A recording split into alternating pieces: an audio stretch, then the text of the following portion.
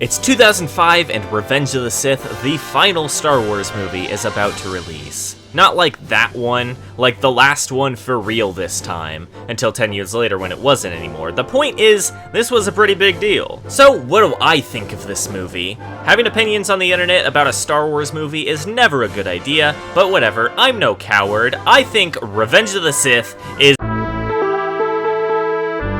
Controversial opinion, I know, but please hold your pitchforks. I really want to talk about the marketing and weird cross-promotions for Revenge of the Sith, because there was just a lot of stuff. Food tie-ins, tons of video games ranging from really good to really bad to mostly just weird, and one of the most unhinged Burger King promotions I've ever seen. Why isn't this thing lighting?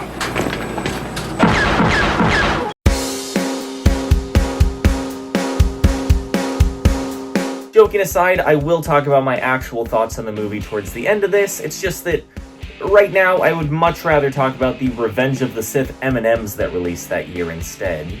Genuinely, I have a lot more to say about these than the actual movie. Now, this was historic. The Twisted Evil Dark Side M&Ms were the first time in Earth's history that dark chocolate M&Ms existed. These would eventually become just a regular flavor, but this was their debut, paired with a new commercial. These dark chocolate M&Ms are a good idea, but, we've decided not to join the dark side. We'll start Monday. Red M&M dies and yellow M&M canonically gives in to fascism. Wow, epic fail. Being an M&M's product, there's a bunch of collector's merch for this promotion, including plushes, figures, blankets, tins. There is so much M&M's collector's merchandise out there, and I genuinely have to ask, like, who is the target audience for any of this? Who is actually buying any of this M&M stuff?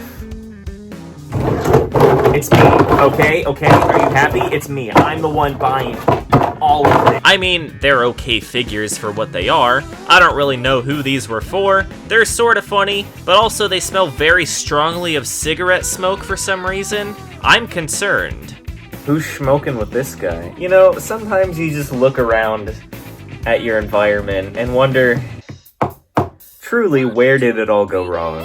There was also a little animated commercial for the Chocolate Empire, is what they were calling these, showing these M&M Star Wars characters in motion. Well, in a little bit of motion. Not a whole lot, but that's okay. Anyway, there was also cereal, because of course there was. For a limited time, you could get boxes of Kellogg's cereal with your favorite Star Wars guys on them.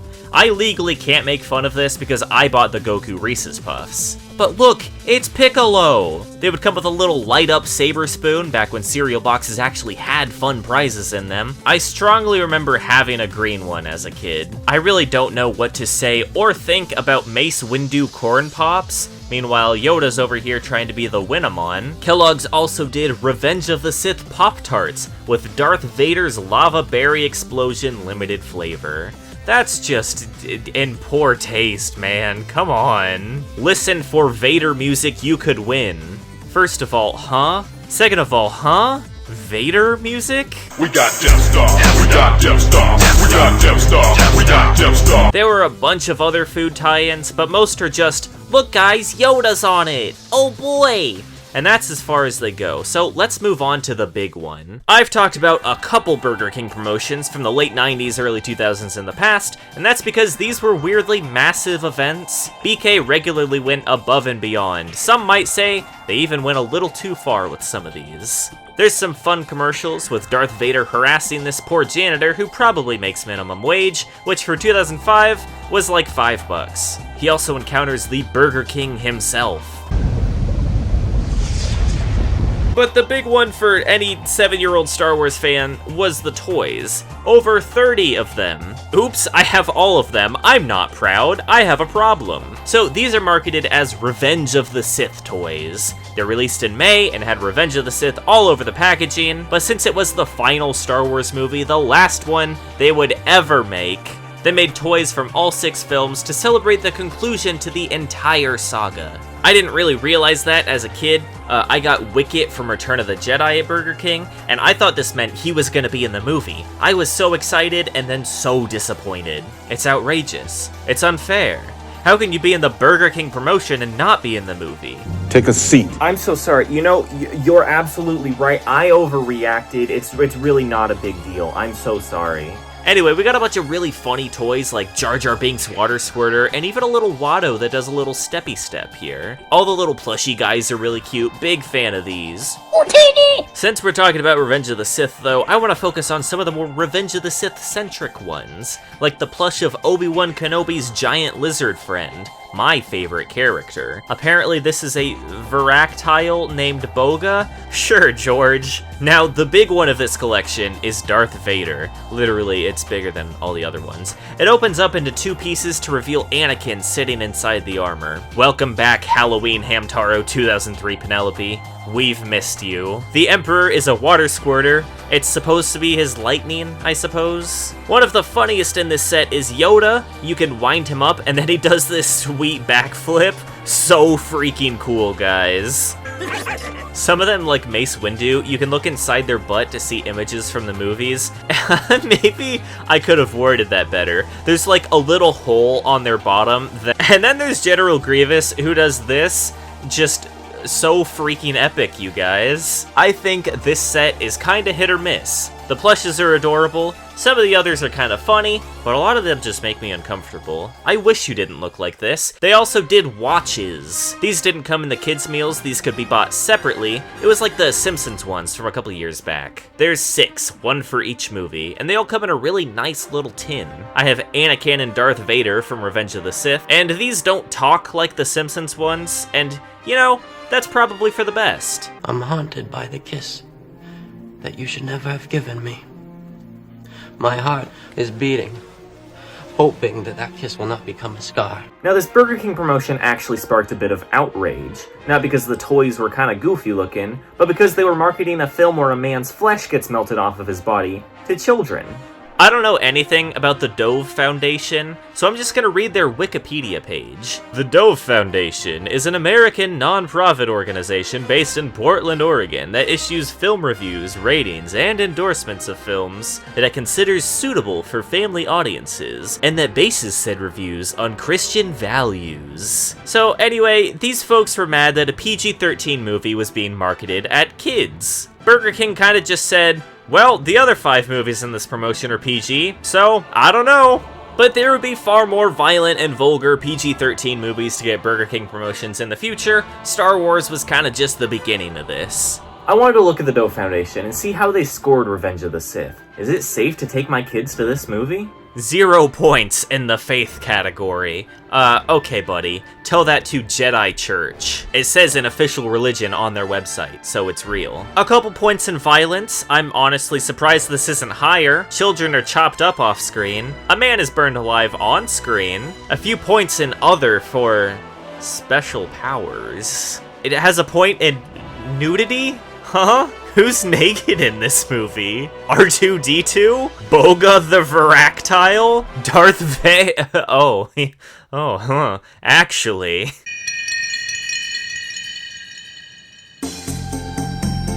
Naturally, LEGO released a bunch of sets from Revenge of the Sith the same month as the film's release. Sets like Darth Vader's transformation, General Grievous chase, Wookiee attack.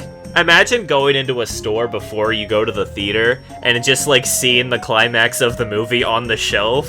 There was a short little animation called Revenge of the Brick, which looks a little spooky, I'm not gonna lie. This was a little LEGO parody short that released like a week before the actual movie. Thankfully, this one doesn't really spoil much. The last big LEGO thing here was LEGO Star Wars the video game, which lets you play through the entire prequel trilogy. This game released on March 29th. Revenge of the Sith released on May 19th. Meaning, yes, you could in fact play the LEGO tie-in game and have the entire movie spoiled for you 2 months before it released. Why did they do that? I don't know, but it's really funny. Spoilers aside, Is it fair to call this one of the best Star Wars games ever made? It covers the whole story from all 3 prequels. It's just a fun little co-op puzzle platformer. It's a genuinely good Star Wars game and combines it with Lego so you can destroy stuff and build stuff. It's like Andrew WK. It's just so cool. But my primary source of entertainment growing up was Flash games. Generally, this section would take up most of the video, but I truly have nothing to say about Jedi vs. Jedi Blades of Light. And the same goes for SceneBot Revenge of the Sith. I think it's awesome that we got an official Star Wars scene creator game. This was one of my favorite genres of Flash game, but it's simply okay. Not nearly as good as something like Amazing Sonic Scene Creator 2 or something. And with that, I've just lost half the audience. But if you don't expect me to talk about Amazing Sonic Scene Creator 2 in every video, then you're a fool. There was an official tie-in game on PS2, GameCube, and the version I have, Xbox. It's actually not bad. It's a pretty standard hack-and-slash 2000s movie game, but it's a solid enough time. They had a bunch of extra little scenes in it to extend the game's length. You can upgrade your Anakin and your Obi-Wan. You get it, there's tons of games like this. The thing that sets it apart is its alternate ending. Cause like, you know, you see the movie, you know how this ends. However, you can play as Anakin. You get to watch him stab Obi-Wan Kenobi through the chest and kick him into lava, and then he just looks so proud of himself after. What a good boy. And then it gets wilder after that. He just kills the Emperor and declares himself the ruler of the galaxy, and then the game just ends. Also, at an earlier point in the game, he kills Windu and kicks him out of a window, and this is awesome. I think more licensed games should just make up stuff. This is really funny. There was also a Game Boy Advance game. The sprite art's pretty nice, but aside from that, I don't really have much to say. It's a GBA beat-em-up movie tie-in game. This is probably a decent road trip game. But towards the end of the year, we got what is possibly my favorite Star Wars video game, Star Wars Battlefront 2. This has maps and characters from all 6 films, but the Revenge of the Sith maps specifically are just so much fun. There's an entire story mode based around the clones leading up to Order 66, and the greatest mode in any shooter, Galactic Conquest. This is kinda just Risk, but Star War, and it's awesome. I still go back to replay this all the time. I want to do a full video on Battlefront 2 later this year, but for now, I just want to say, awesome video game. Yippee, I like to play the game. I don't know. Okay, we're wrapping this up. The last thing, and I don't even know if it's necessarily marketing for the movie, but it definitely contributed to the pre-release hype, the Clone Wars cartoon. No, not that one, you dumb idiot. This one. I know this isn't canon anymore, but you should still watch it because it's pretty cool. Shaggy from Scooby-Doo is in it, and that's barely a joke. Revenge of the Sith's opening crawl talks about Palpatine getting kidnapped by General Grievous, a character we've never seen, in an event that happens before the start of the movie, and it's kinda weird, but this was actually from the show. It introduces this character, shows that whole attack, and it ends right where the movie begins. And it was timed so that the movie came out like 2 months after the show ended. It's a pretty cool tie-in. Rise of Skywalker's opening crawl describes an off-screen event that you only got to experience in Fortnite. And personally, I think the Clone Wars cartoon was a cooler idea.